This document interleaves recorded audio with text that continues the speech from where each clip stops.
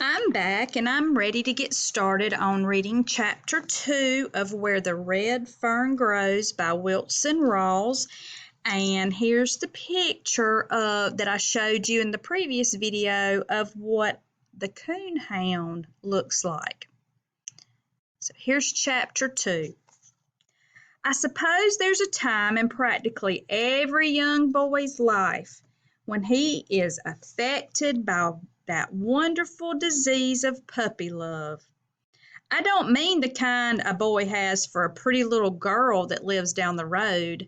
I mean the real kind, the kind that has 4 small feet, a wiggly tail, and sharp little teeth that can gnaw on a little boy's finger, the kind a boy can romp and play, even eat and sleep with. I was just 10 years old when I first became infected with this terrible disease. I'm sure no boy in the world had it worse than I did. It's not easy for a young boy to want a dog and not be able to have one. It starts gnawing on his heart and it gets all mixed up in his dreams. It gets worse and worse until finally it becomes almost unbearable. If my dog wanting had been that of an ordinary boy, I'm sure my mother and father would have gotten me a puppy. But my wants were different. I didn't want just one dog. I wanted 2, and not just any kind of dog. They had to be a special kind and a special breed. I had to have some dogs. I went to my father and had a talk with him, and he scratched his head and thought it over. "Well, Billy," he said, "I heard that old man Hatfield's collie's going to have pups. I'm sure I can get one of them for you." He may as well have poured cold water on me. "Papa," I said, "I don't want an old collie dog. I want hounds." Oops. I want hounds, coon hounds, and 2 of them. I could tell by the look on his face that he wanted to help me, but he couldn't. He said, "Billy, those kind of dogs cost money, and that's something we don't have right now. Maybe someday when we can afford it, you can have them, but not right now." I didn't give up after my talk with Papa. I then went to Mama. I fared no better there. Right off she said I was too young to be hunting with hounds. Besides, a hunter needed a gun, and that was one thing I could not have until I was 21 years old. I couldn't understand it. I was sitting there right in the middle of the finest hunting country in the world, and I didn't even have a dog. Our home was in a beautiful valley far back in the rugged Ozarks. The country was new and sparsely settled. The land we lived on was Cherokee land, allotted to my mother because of the Cherokee blood that flowed in her veins. It lay in a strip from the foothills of the mountains to the banks of the Illinois River in northeastern Oklahoma. The land was rich and black and fertile. Papa said it would grow hair on a cross-cut saw. He was the first man to stick the cold steel point of a plow into this fertile soil. Mama had picked the spot for our log house. It nestled at the edge of the foothills in the mouth of a small canyon and was surrounded by a grove of huge red oaks. Behind our house one could see miles and miles of the mighty Ozarks. In the spring, the aromatic scent of wildflowers, red buds, papaws, and dogwoods drifting on the wind currents spread over the valley and around our home. Below our fields, twisting and winding, ran the clear blue water of the Illinois River. The banks were cool and shady. The rich bottom land near the river was studded with tall sycamores, birches, and box elders. To a 10-year-old country boy, it was the most beautiful place in the whole wide world, and I took advantage of it all. I roamed the hills and the river bottoms. I knew every game trail in the thick cane brakes and every animal track that was pressed in the mud along the river banks. The ones that fascinated me the most were the baby-like tracks of a river coon. I'd lie for hours examining them. Before leaving, I'd take a switch and sweep them all away. These I called my trail looks. The next day I'd hurry back, and sure enough, 9 times out of 10, they were clean swept ground. I would find the tracks of the ring-tailed coon.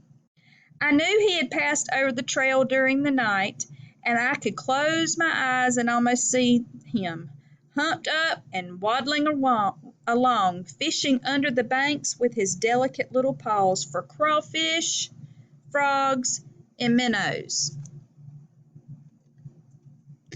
I was a hunter from the time I could walk. I caught lizards on the rail fences, rats in the corn crib, and frogs in the little creek that ran through the fields. I was a young Daniel Boone. As the days passed, the dog-wanting disease grew worse. I began to see dogs in my sleep. I went back to my father and mother. It was the same old story. Good hounds cost money, and they didn't have it. My dog wanting became so bad I began to lose weight, and my food didn't taste good anymore. Mama noticed this, and she had a talk with Papa. "You're going to have to do something," she said. I saw a boy, excuse me, I'm going to start over. "You're going to have to do something," she said. "I never saw a boy grieve like that. It's not right." "Not at all." "I know," said Papa, "and I feel just as badly as you do, but what can I do? You know we don't have that kind of money." "I don't care," said Mama. "You've got to do something. I can't stand to see him cry like that. Besides, he's getting to be a problem. I can't get any of my work done. He follows me around all day long begging for hounds." "I offered to get him a dog," said Papa, "but he just doesn't want any kind of dog. He wants hounds, and they cost money. Do you know what the Parker boys paid for those 2 hounds they bought? $75. If I had that much money, I'd buy me another mule. I sure do need one." I had overheard this conversation from another room. At first it made me feel pretty good. At least I was getting to be a problem to Mom and Papa. Then I didn't feel so good. I knew my mother and father were poor and didn't have any money. I began to feel sorry for them and myself. After thinking it over, I figured out a way to help. Even though it was a great sacrifice, I told Papa I had decided I didn't want 2 hounds. One would be enough. I saw the hurt in his eyes. It made me feel like someone was squeezing water out of my heart. Papa sat me on his lap and we had a good talk. He told me how hard times were and that it looked like a man couldn't get a fair price for anything he raised. Some of the farmers had quit farming and they were cutting railroad ties so they could feed their families. If things didn't get better, that's what he'd have to do. He said he'd give anything if he could get some good hounds for me, but there didn't seem to be any way he could right then. I went off to bed with my heart all torn up in pieces, and I cried myself to sleep. The next day, Papa had gone to the store. Late that evening, I saw him coming back. As fast as I could, I ran to meet him, expecting a sack of candy. Instead, he handed me 3 small steel traps. If Santa Claus himself had come down out of the mountains, reindeer and all, I would not have been more pleased. I jumped up and down and cried a whole bucket full of tears. I hugged him and told him what a wonderful papa he was. He showed me how to set them by mashing the spring down with my foot and how to work the trigger. I took them to bed with me that night. The next morning, I started trapping around the barn. The first thing I caught was Sammy, our house cat.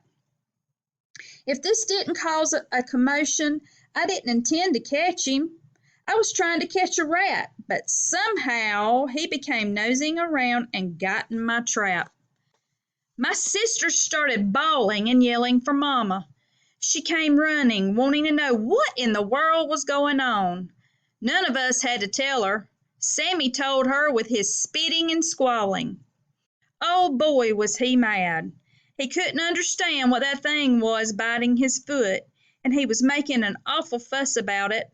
His tail was as big as a wet corn cob, and every hair on his small body was sticking straight up. He spit and yawed and dared anyone to get close to him. My sisters yelled their fool heads off, all the time saying, "Poor Sammy! Poor Sammy!" Mama shushed them up and told me to get the forked stick from under the clothesline, and I ran and got it. Mama was the best helper a boy ever had. She put the forked end over Sammy's neck and pinned him to the ground. It was bad enough for the trap to be biting his foot, but to have his neck pinned down that way was just too much. He threw an even bigger fit. I never heard such a racket in all my life. It wasn't long until everything on the place was spooked up. The chickens started cackling and flew way up into the hillside. Daisy, our milk cow, but tore the barn lot up and refused to give any milk that night. Sloppy Ann, our hog, started running in circles, squealing and grunting. Sammy wiggled and twisted. He yowled and spit, but it didn't do him any good. Mama was good and stout. She held him down tight to the ground. I ran in and put my foot on the trap spring, mashed it down, and released his foot from the trap. With one loud squall, he scooted under the barn. After it was all over, Mama said, "I don't think you'll have any more trouble with that cat. I think he's learned his lesson." How wrong Mama was. Sammy was one of those noisy kind of cats. He was one of those nosy kind of cats. He would lie up on the red oak limbs and watch every move I made.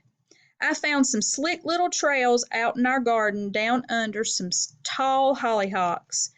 Thinking they were game trails and not knowing they were Sammy's favorite hunting trails, I set my trap. Sammy couldn't understand what I was doing out there messing in his hunting territory. He went to investigate. It wasn't long until I had him limping with all 4 feet. Every time Papa saw Sammy lying around in the warm sun with his feet wrapped up in old turpentine rags, he would laugh until big tears rolled down his cheeks. Mama had a big talk with Papa. She said she was going to have to say something to me because if I caught that cat one more time, it would drive her slap out of her mind. Papa told me to be a little more careful where I set my traps. "Papa," I said, "I don't want to catch Sammy, but he's the craziest cat I ever saw. He sees everything I do and just has to go sniffing around." Papa looked over at Sammy. He was lying all sprawled out in the sunshine with all 4 paws bandaged and sticking straight up. His long tail was swishing this and that. "You see, Papa," I said, "he's watching me right now, just waiting for me to set one of my traps." Papa walked off toward the barn. I heard him laughing, a fit that would kill. Boys and girls, I'm going to stop right there, but I'm going to be right back because I don't have enough time on my counter, and I'm going to finish the last 4 pages of chapter 2.